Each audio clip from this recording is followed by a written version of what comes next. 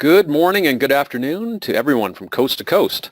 Welcome to Introduction to CAUBO's Financial Dashboards. My name is David Elliott and I'm the Professional Development Coordinator at CAUBO, and I'll be your host today. The webinar is being delivered by Denis Marchand, Director Institutional Planning with the Université du Québec. Before we start, the red box with the white arrow inside it will expand or collapse your control panel. See the question pane in the control panel. You're encouraged to submit questions throughout using this feature. Denis will attempt to address all questions during the webinar. The webinar is being recorded and will be made available on the CAUBO website. Now I'd like to welcome our presenter, Denis Marchand. Over to you, Denis. Thanks, David. Good morning, everyone. My name is Denis Marchand. I am assisted today by Christian Villeneuve at the Université du Québec at the head office, who's actually the one that put all of this together with Joël Germain. And Christian's sitting next to me, so if you hear speaking French, it's because I made an error and he's correcting me as I'm going along. So let's start off with basically showing you a very global overview of the dashboards.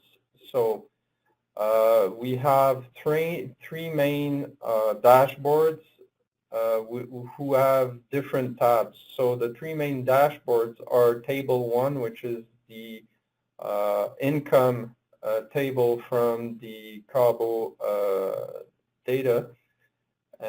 Pretty much everyone probably knows their way around the table, so I'll show you the table as everybody is used to seeing it in when they're filling out the CAUBO forms. So the CAUBO form is the one you're seeing here. So if we take university, you should be able to see all of the data that the university provided in Table 1 for all of the years going back to 2000, to the year 2000. I'm showing here the year 2002. So you've got all of the raw data that you inputted in all of this table. So you've got Table 1, which is income, Table 2, which I'll show a little later, which is the expenditure, and Table 4, which is the operating grants out of the subtable of Table 2, which shows basically just the expenditure on the general operating side. So in each of the tables, you see this box on the left-hand side, and at any point, you click on the link and it'll show you, it'll go to a web page which shows you the methodologies of how the definitions of the different terms and how the data was processed and put together to form the different graphs and the different percentage you are seeing on the dashboards. So at any time you can go back and see this information. So basically, let's start off with Table 1 and what are the indicators and the information that we're presenting. The default values might change in times because I think this becomes a little bit of a little bit noisy. We're showing all the provincial totals, which are interesting to look at, but answer different kinds of questions. So to start off with, we'll just take these out of the filter, and we'll take two institutions because we're going to just compare two institutions that are more or less in the same category. So I'll take UQAM. And I'm using UQAM because probably nobody on the web today in this presentation is actually from UQAM. So when they're not there, they're always guilty. And I'll use Ryerson. So two different universities from two different provinces. So what are the information that we can compare here? you've got on table 1 of the CAUBO data all the income types.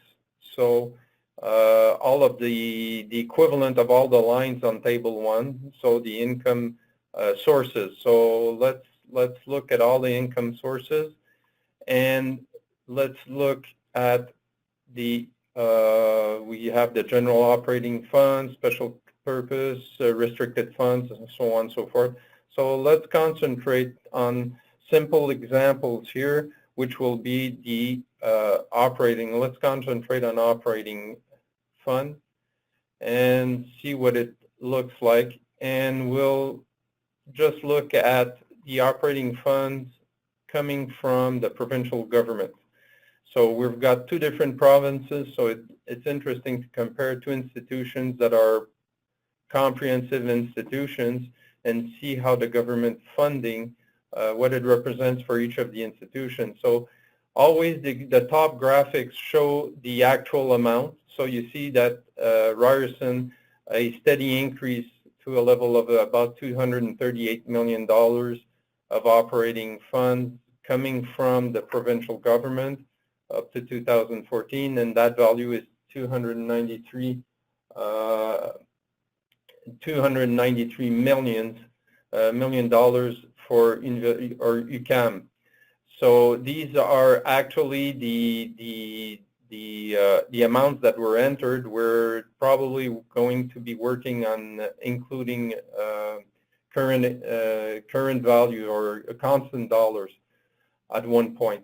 You see on the second top right-hand graph, we're showing from based on the year of reference, which is 2000, the year 2000, the actual percentage increase. So in this case, UQAM has increased their provincial ministry operating grant by 71% in the last 15 years, whereas at Ryerson, it has increased by 176%. So basically, just some basic information to start off with. So how does these 2 institutions compare in terms of the provincial grants and in the general operating fund? Well, UQAM used to be at about 3% of the total national proportion or the total national amount, and it's gone down by about 2.6 to about 2.6% of the total, the Canadian total. Mind you that this value has increased, but it has probably not increased as much as other institutions. So this would explain that the proportion of the total is actually decreasing and bottoming out. The big increase at Ryerson in terms of Ontario's provincial funding on the operating side has increased and used to represent about a little more than 1.5% of the Canadian total. It's now up to 2.15%.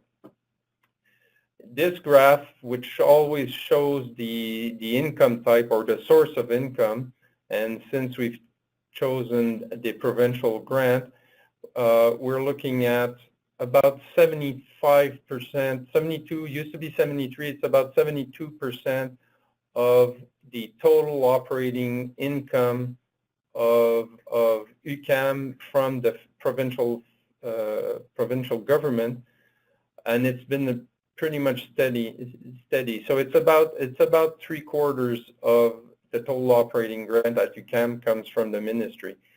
If you look at the same fund at Ryerson, you see that the Ontario Ministry is actually providing less than half of the total operating fund needed by Ryerson.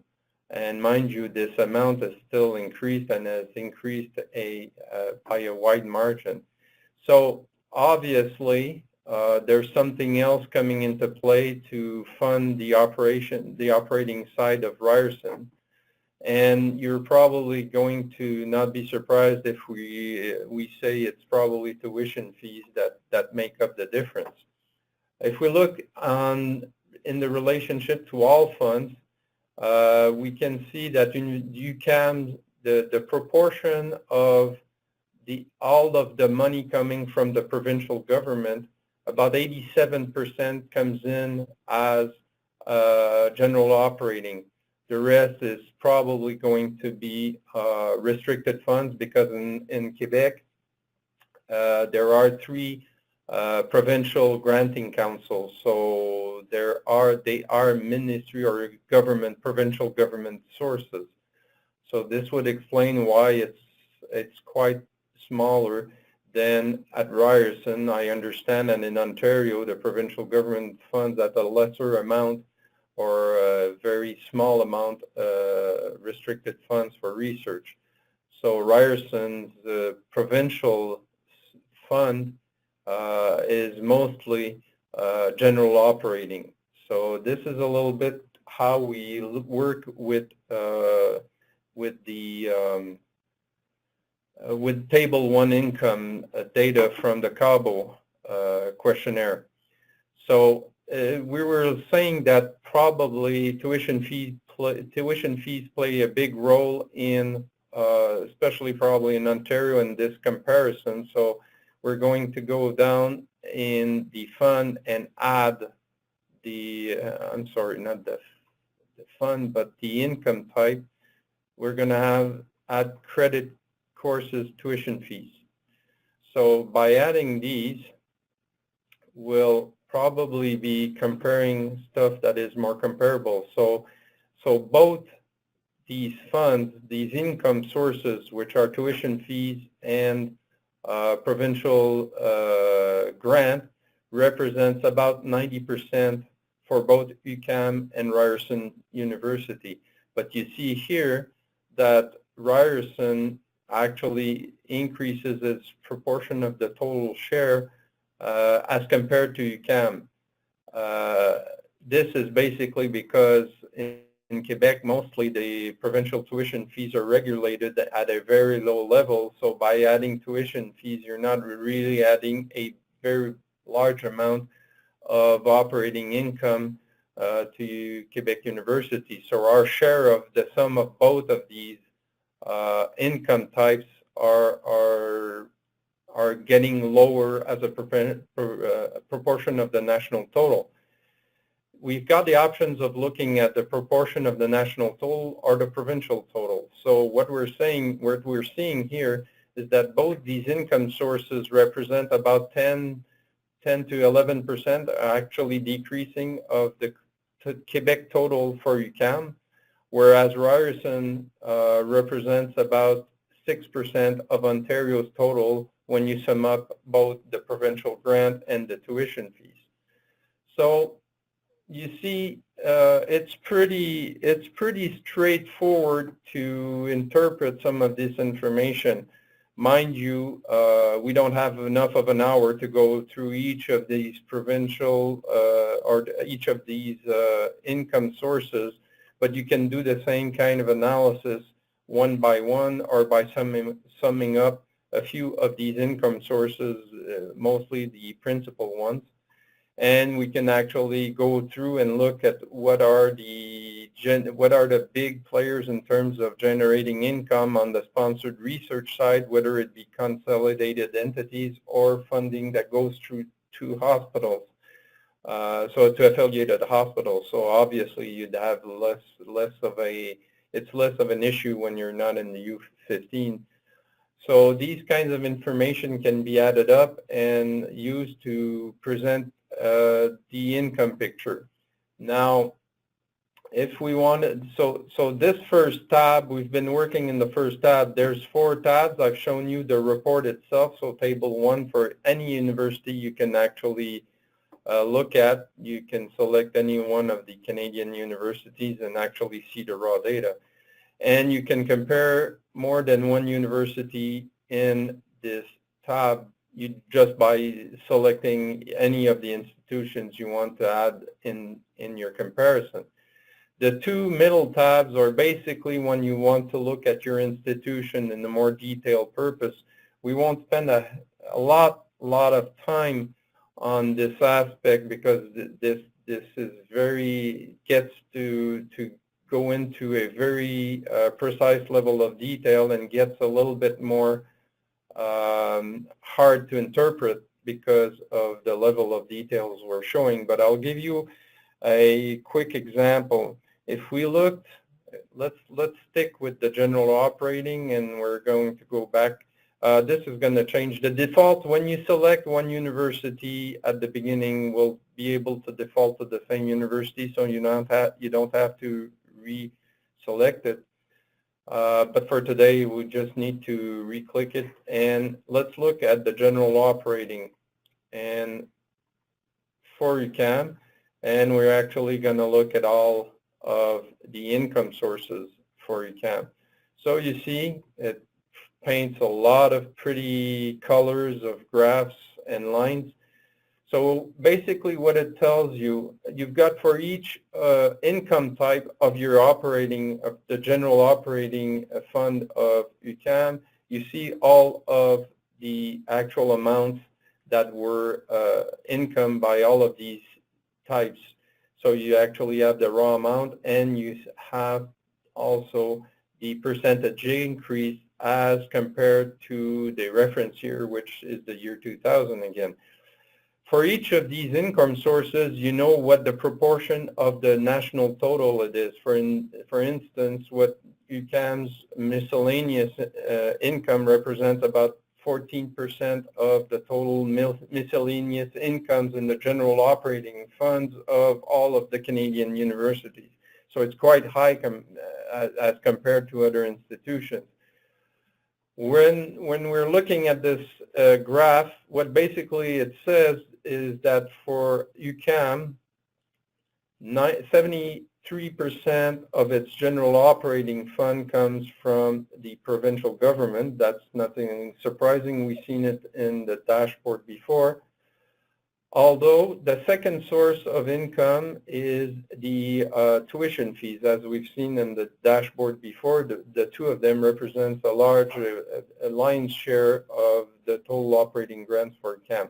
But you can trickle down and see all of the other, the third one that represents the highest fee or the highest income source of income in the general operating at UQAM is the other fees. Then we go down, sales of goods and products, and so on and so forth. It gets quite low. So basically, again, this breaks down all of the operating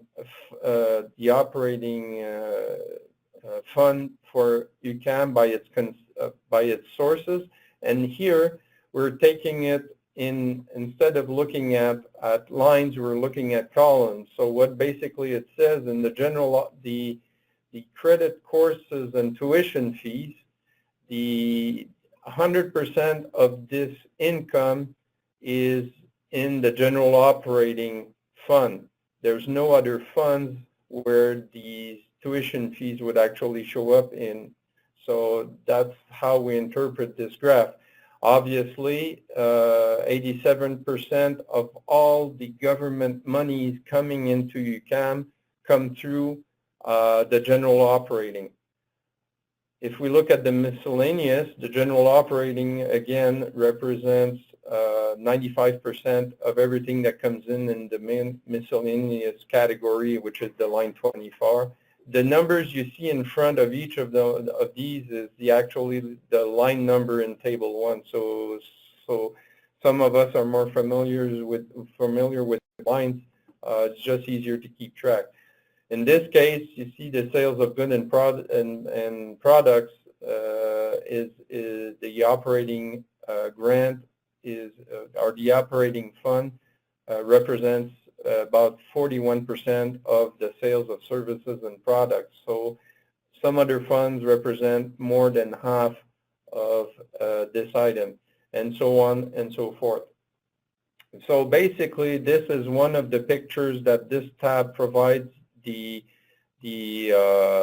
picture for UQAM, you can actually select any of the Canadian universities. If we go to the next tab, we're going to be looking at the detail by fund. So if we keep our provincial ministry as the source of income, and just not to clog up too much. And we go back to reselecting CAM here. Then we can split everything and see, okay, what proportion of the total funding comes from these different components at UQAM. Again, the top graphs gives you the amounts and the actual increase over the observed reference year.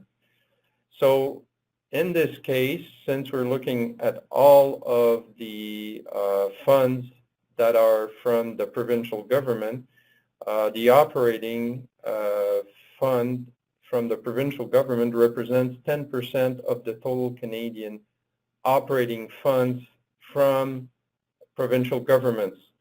So it's actually a fair amount of it's a fair proportion of the Canadian total. It's of the provincial total. I'm sorry, I left the selection on provincial. So UQAM's operating grant from the provincial government is 10% of the provincial total. But let's move on to table 2, and we'll retake it. From the expense side, and it'll probably be easier to follow. Table 2 is exactly set up the same way as table 1. It's a little bit, the setup is pretty much the same. The tabs are pretty much exactly the same. The setup of the data is the same. So let's go and let's take a few examples here. I'm going to select. Hi, Denis. If I just catch you for a second while you're working on that, just want to. Oh, okay. All right. Sorry. It sounds like everything's fine. Go ahead. Sorry. No, I'm sorry. I probably mixed up a few people. I mixed up myself. I read the wrong line and I went from there, so it kind of cascaded. We'll retake it from this example in table 2, but the same interpretation will be as in table 1. So I'm going to choose a few universities at random here, and don't worry, I haven't focused on trying to make any institution look bad. I just wanted to make sure I took different institutions that show different pictures. So in this case, we'll take three universities. In these 3 cases, all medical doctoral universities. So the expenditure, I'm going to look again. I'm just going to try to reduce it so it's not too big and difficult to interpret. So I'm going to look at only operating expense, general operating expenditure, and let's look at looking at academic ranks and other activities is a little bit, we're pretty much used to looking at that. So we'll look at the other salaries and wages here. And so what is the picture that's actually showing up? So you see that the increase in total dollars of all the other salaries and wages. So we can mostly say it's, let's call them administrative salaries. So the University of British Columbia, McGill University, Laval University, you see the increases. Probably interesting to work at UBC because the salary increases seems to be quite high, a little bit higher than McGill and Laval over the last 15 years. So what does these expenditures of these administrative salaries from the operating grant, they used to represent about 5% of the national total at UBC, and it's now up to about 6%. So they're increasing their share of the total expenditure for admin salaries. Whereas you see that both McGill and Laval, to a greater extent, the proportion of the total is actually decreasing. Used to be be around close to 4%, and it's now closer to 3%. So if we look at the second, the graph, this graph here, what we're seeing is that the other, or the admin salary wages, are about 93% of the general operating at Laval University, whereas at McGill it represents about 67% and about 64% at University of British Columbia. So the general operating seems to be the wages are a big ticket in the general operating expenditures at Laval. So if we go to the detail by expense type, and we keep we choose, let's keep McGill here.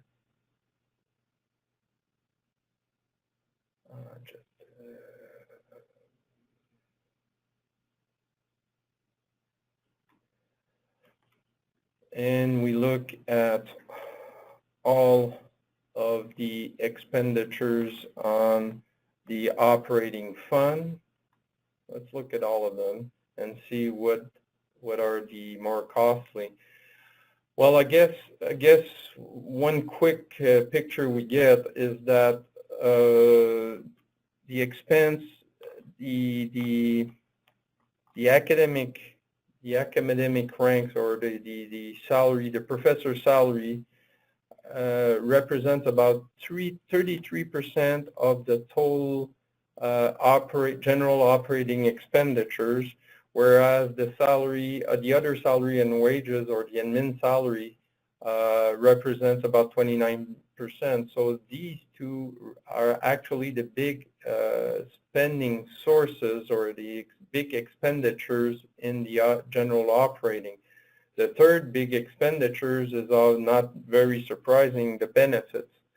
So you can scroll and look at all of these and see what are the other big expenditures. We're looking here at library acquisition that represents about 3% of the total general operating expenditure. So you can actually deselect some of them and look at more precisely what they represent as a proportion of the total.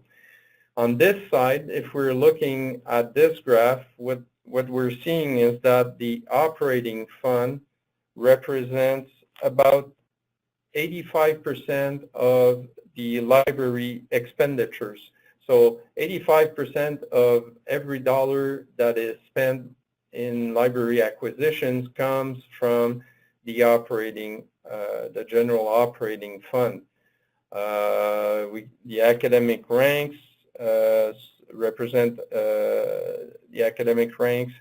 The 82% of all the salary masses given to academic ranks come from the general operating, and so on and so forth. You can scroll down the benefits, then the other salaries and wages, and you can go all the way down to, if we're looking at the other spectrum, the other end of the spectrum, you're going to see something like goods or renovation, material supplies.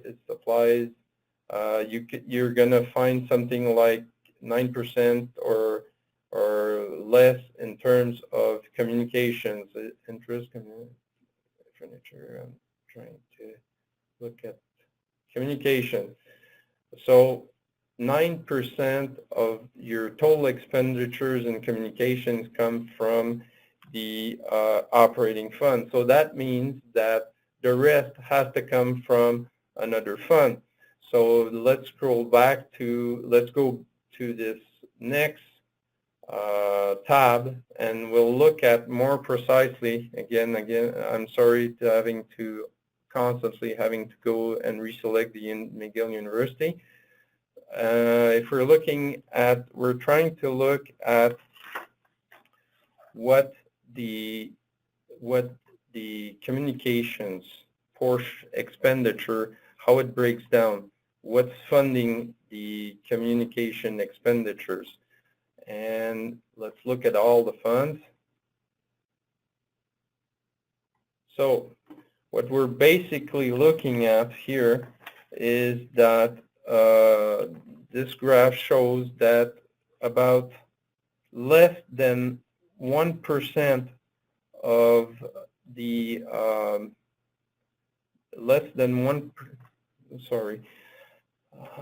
85% here. We're looking at this.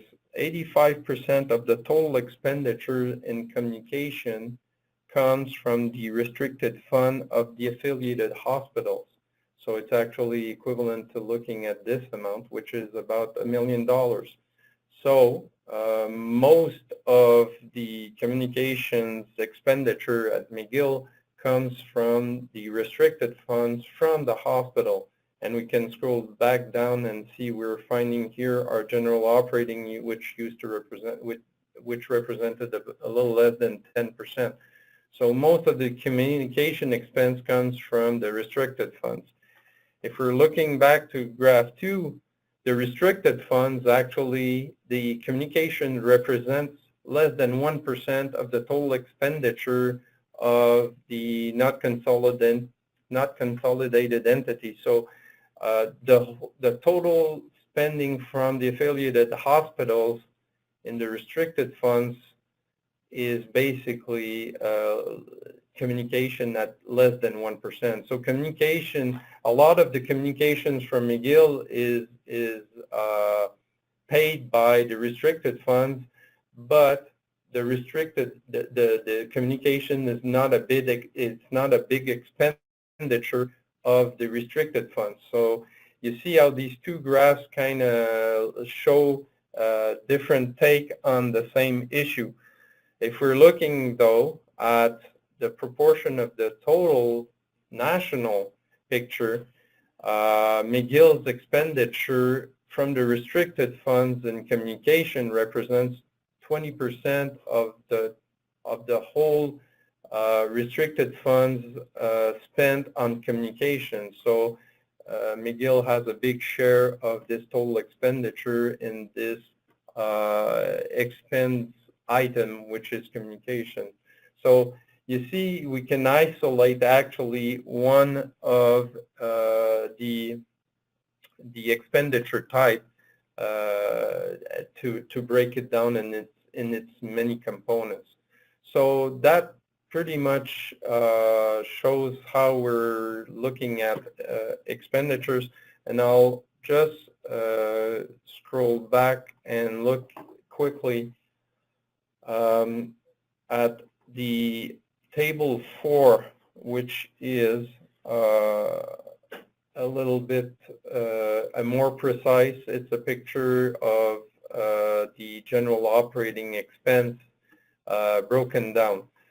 So I'm going to deselect the total. The actual provincial totals are a whole other issue to look at, which generate an extreme amount of information, but I think it goes out of the scope of today's presentation. It's a whole other ballgame of interpretation.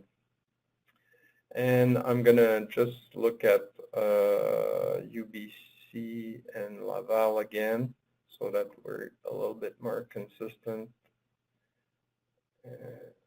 Okay, here we go. So if we're looking at these three, and we're looking at, let's look at, instead of all the expense, let's look at the admin costs. What are the expenditure in, I'm sorry, academic ranks. I'm looking at other salary and wages. Let's look at the admin salaries and wages as a proportion of the total expenditures in administration. So what is it we're seeing here? Well, obviously you see the amounts Actually, UBC spending $64 million on admin salaries in the administrative function, 45 million at McGill, Laval 30 million. So this is basically showing that 62.45% of the total administrative expenditure goes to other salaries and wages, or so admin salaries at Université Laval, and it's a bigger proportion than what actually is given by McGill. This amount represents, or this $45 million represents 51% of the total admin expenditure. And lastly but not leastly, UBC's total administrative expenditure, 50% of it is spent on administrative salaries. And you see that the tendencies in the last few years in all three of the institutions is actually is going down, except Laval has gone up in the last year. If we're looking at this graph and looking at it in this manner, what we're saying is that McGill, 24% of the other salaries and wages, or the admin salaries and wages, go to the admin function.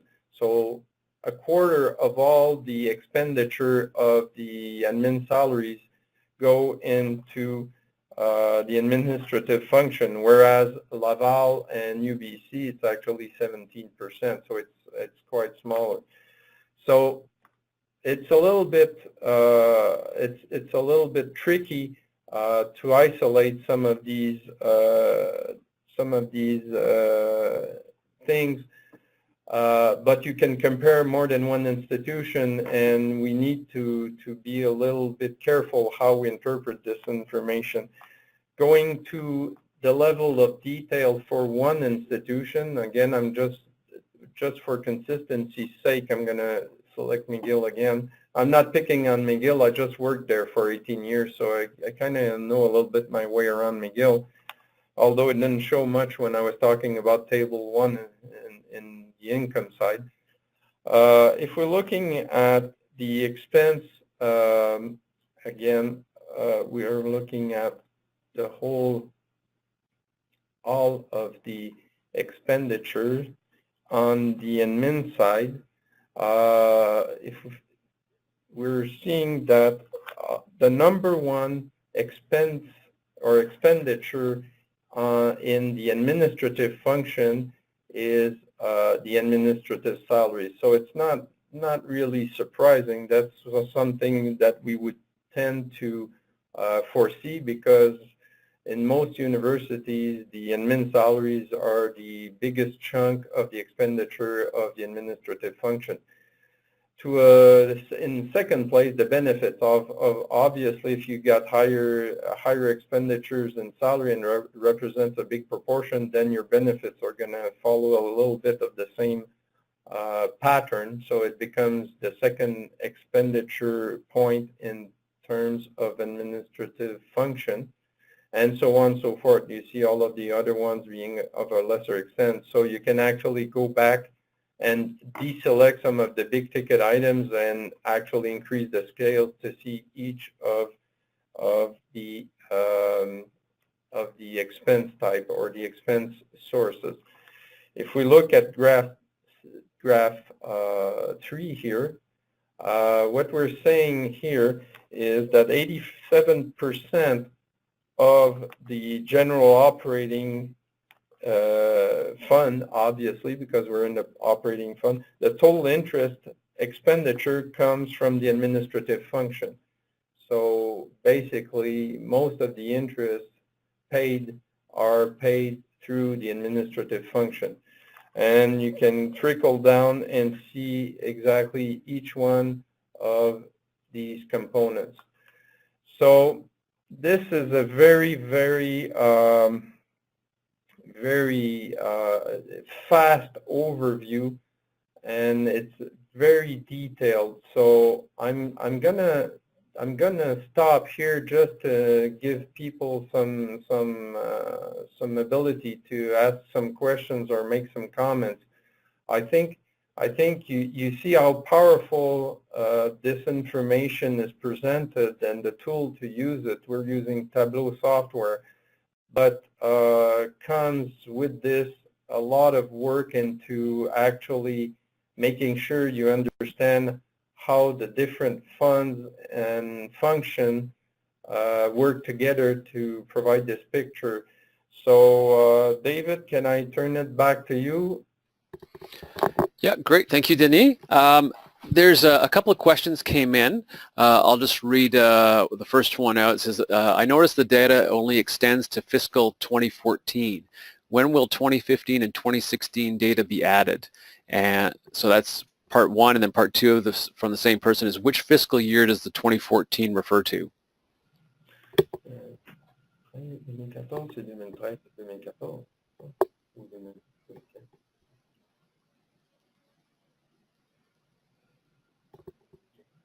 Okay, so what we're doing is basically the last year we're working on actually loading the 15-16 year, which has been recently the data file has been sent. So it takes some work to update all this information. And we're always using we're using the international nomenclature for the years. So each is the first year of the fiscal year. So the last year is 2014, 2015. The 2015-16 should be available. Yeah, we're talking maybe beginning of November. So that information will be updated automatically, and it should be, I think maybe Natalie will send a note around to basically let everyone know when the data will actually be updated. Perfect. Now, someone else was asked a similar question, so we've already answered that for them as well. And part two of this other question was, how limited is this system compared to the Université du Québec, how do you say, pronostics dashboards presented at the ACCRU? I don't even understand the question, so. What I presented initially, or what I presented at that meeting, which was a while back, was only the research income in Table 1 and its different breakdowns. So this is a much more expanded tool because we're looking at income and expenditure by function within the administrative fund, or within the general operating fund. So it's quite, and you saw by my hesitation in Table 1, it's a lot more information than we used to have. So I think it's very powerful, but it's very complex to work with also. Okay, very good. Thank you. The other question was, do all universities have access to this data? Unless my colleagues want to jump in, I think every CAUBO member has access to this data. You need to log into the website to access the dashboards. Earlier, I shared the link. You can find the dashboards on the CAUBO website. Log in and then do a quick search for financial dashboards, and you should find it very quickly and easily. So I think we can answer that question there. Someone's asked, what is on the reporting tab? I don't know if we can answer that now.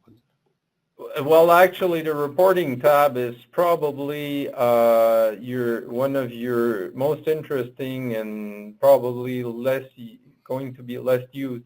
When you're looking at your own data, or you want to look at any university's data, the raw data always is the equivalent. So we're talking here, I'm in the general operating, which is Table 4.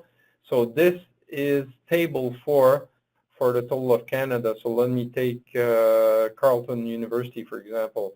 This is actually what Carleton submitted in their table for the year 2014. So it's a way for people to validate their own data. If they see a data point that's weird, you might just go back to your form and actually look at the individual cell and say, oh, maybe I made an error here, or maybe we weren't reporting it correctly, or whatever, so on. So it's a little bit of a validation tool, and it's always practical. I referred to it before in the income part. I would have kept my bearings. When we're talking about the sponsor, the different funding types are up here, and the different funding or the different funding incomes or expenditures are always on the lines here. Great, very good, thank you. So yeah, there's just so that's the raw data basically on the reporting page, either rolled up or by institution. So there's lots of different ways to look at that. So you can scroll. So you can scroll for any of a given year for any given institution to see what the individual data was reported as. Very good. So that we've covered all the questions that have come in. I'll just encourage people, we've just got a couple minutes left, if they have any additional questions they'd like to share here. And again, people are asking how to access the dashboards. As I mentioned, go to the CAUBO website, log in, and then you can do a search for financial dashboards, and you'll find that easily, and then you can start to use this information and do your own searches and make use of the tool. So I'm not seeing any additional questions come in. Denny, any last points that you'd like to share with the group? Well, I'm more intelligent than what I sounded as, so if anybody has any question on the more precise combination of expense sources and function and the interaction of the two, we'll be more than happy to answer people on the more specific stuff, and it gets quite heavy using this stuff, but it's very complete. Excellent, very good, thank you. Let me just pull this up. So I'll ask everyone, if you, before you leave, to take a moment to participate in the evaluation poll that's running on the screen. I want to say thank you very much to Denis for today's webinar, and thank you to everyone for participating. You can find out more about upcoming professional development offerings from CAUBO on our website. A couple of things we have coming up are our Fundamentals of the Research Enterprise course, online course, also the Faculty Bargaining Services, FBS 2017 annual conference is coming up, and we're organizing a cybersecurity and higher education workshop for the end of November. Thank you again for your participation, and enjoy the rest of your day. Take care. Bye-bye.